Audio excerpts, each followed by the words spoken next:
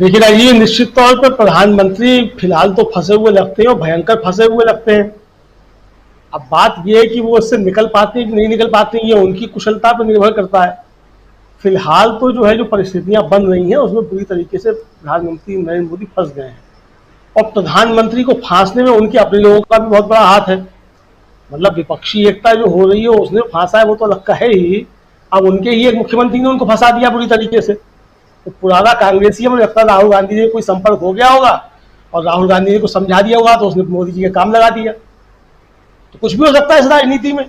Biscuit की कोई बात थी, बिस्कुट किधर का पड़ रहा था, बिस्कुट कहीं और चला गया होगा, काम लग गया, कुछ भी हो सकता है। तो ये तो अब राजनीति है, इस राजनीति में कैसे कौन निकलता है ये तो अब देखने वाली चीज होगी राजीव जी।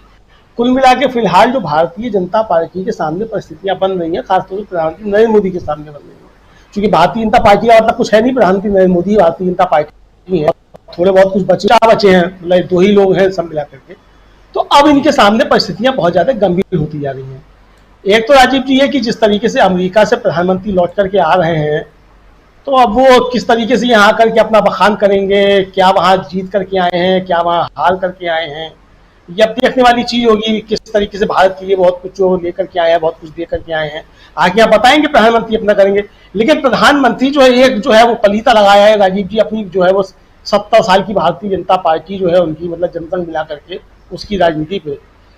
एक तो जो प्रधानमंत्री हर 26 जून को भारतीय जनता पार्टी 26 जून को जो कहती थी कि आपातकाल लगा, लोकतंत्र खतरे में था, लोकतंत्र समाप्त हो गया, प्रधानमंत्री उसको तो नकारा है वहां जाकर के। प्रधानमंत्री तो कह रहे हैं कि भारत में इस तरह की कोई बात है, भारत में लोकतंत्र संविधान में है, भारत के डीएनए में है, तो यहाँ तो कभी डीएनए खराब हुआ ही नहीं, हमारा लोकतंत्र कभी यहाँ खराब हुआ ही नहीं। प्रधानमंत्री क्या है खुद। तो अब देखना ये है कि 26 जून को भारतीय जनता पार्टी किस तरीके से आपातकाल विरोधी दिवस मनाती है। अब भारतीय जनता पार्टी पहले प्रधानमंत्री को गलत साबित करे जो वो अमेरिका में बोल करके आए हैं।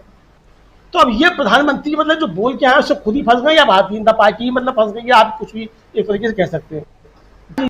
ये जो भी दलों की बैठक हुई है और जिस तरीके से एक संयुक्त स्वर में विपक्षी दलों ने कहा है कि भाई एक मुद्दे पर तो सब एक है कि मिलकर लड़ना है, भारतीय जनता पार्टी के खिलाफ लड़ना है और विचारधारा की लड़ाई, मतलब जो महत्वपूर्ण बात आ रही है वो ये कि विचारधारा की लड़ाई है। इसमें राजीव की एक चीज खास जो ध्यान देने की है वो ये है कि इसमें दो तरीके के अधिकांश दल हैं जो विपक्ष इकट्ठा हुआ है। आम आदमी पार्टी तो उसमें अलग है ही, खैर वो तो हम कहते हैं ये बी टीम है और संघ परिवार का ही दूसरा हिस्सा है, तो उसको अलग कर दीजिए। बाकी जो दल हैं या तो देखिए कांग्रेस से निकले हुए हैं या जनता परिवार से निकले हुए हैं, या जो दक्षिण के राज्य हैं मतलब से आए हैं जिनको सामाजिक न्याय की राजनीति करने वाले हैं, उनका भी जो मतलब कुल तरीके की एक विचारधारा जो है वो कहीं ना कहीं आकर के कॉमन मिनिमम प्रोग्राम पे आकर के वो टिकते हैं। मतलब उस स्तर पे आकर के उनके बीच कोई जो है वो इख्तलाफात जो है वो होने की संभावना बहुत कम है। यानी एक चीज पे सब एकजुट हैं, जो वैचारिक जो धुरी है वो ये कि सामाजिक न्याय, धर्मनिरपेक्षता और इस लोकतंत्र की रक्षा, ये तीन जो मूलभूत मुद्दे हैं विपक्षी ये एकजुट है। अब जो भारतीय जनता पार्टी के सबसे बड़ी सामने चुनौती होगी राजीव जी, वो दो बड़े राज्य जो है उत्तर प्रदेश और बिहार दोनों में होगी, और यहीं से भारतीय जनता पार्टी को सबसे बड़ी लीड है एक तरीके से।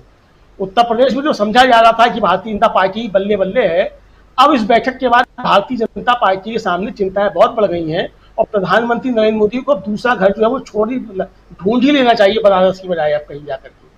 क्योंकि अब जो ये समीकरण बना है राजीव जी, जिस तरीके से मल्लिकार्जुन खड़गे, राहुल गांधी और नीतीश कुमार, अखिलेश यादव, ये जब मिलकर के उत्तर प्रदेश में निकलेंगे तो उत्तर प्रदेश का समीकरण एकदम बदला हुआ होगा। अब ये समीकरण जो है ना 2019 वाला होगा, ना 2014 वाला होगा, ना 2022 वाला होगा। तो उत्तर प्रदेश का समीकरण एकदम बदला हुआ होगा, बिहार का बदला हुआ है ही। तो मुझे लगता है कि ये जबरदस्त सेटबैक भारतीय जनता पार्टी को इन दो बड़े राज्य जाता है, बाकी राज्यों में तो जो होगा वो होगा ही, होना ही होना है। तो भारतीय जनता पार्टी अब इनकी भरपाई कहां से करेगी भाई? जहां से भरपाई हो सकती थी, जहां समझा सकता है, वहां तो पहले ही आपका 100% है और वहां भी आपको है, तो ये भरपाई अब कहां से होगी? मुझे लगता है कि यही भारतीय जनता पार्टी के सबसे सामने उसके सामने बड़ी चुनौती है। और आरएसएस ने जिस तरीके से कहा है कि अब विकल्प, मुझे लगता है ये विकल्प ढूंढ रहा है आरएसएस भी नरेंद्र मोदी जी का, और ना भी ढूंढना हो नरेंद्र मोदी जी का तो आरएसएस ये तय कर चुका है। अब जिस तरीके से प्रधानमंत्री वहां जाकर के जो डील करके आए हैं राजीव जी, जिस तरीके से जी बिल्कुल। मुझे लगता है कि सुनील जी ने कहा या गर्ग साहब ने कहा कि वो मतलब अमेरिका, गर्ग साहब ने कहा कि अमेरिका ये मान चुका है कि यहाँ मतलब अस्थिरता है। मुझे लगता है कि भारतीय जनता पार्टी भी मान चुकी है कि अस्थिरता है और जो भी कुछ जल्दी जल्दी निपटाना है वो निपटा लो। तो जल्दी जल्दी जो है वो देश बेचने का कार्यक्रम जो है वो संपन्न किया जा रहा है कि 2024 से पहले पहले जितना भी कुछ देश बेचा जाना है जिस भी तरीके से उसको जल्दी से जल्दी कर लिया जाए। फिर पता नहीं है जो आंधी के पेड़ है ये मिले कि नहीं। बिछ गई सियासी विसार, खेला जा रहा है सियासी खेल, जारी है वार पलटवार, शह और मात के खेल में बनाई जा रही है रणनीति। कौन पड़ेगा किस पर भारी, ये कभी भी सिर्फ हस्तक्षेप.com पर अमलेंदु उपाध्याय के साथ।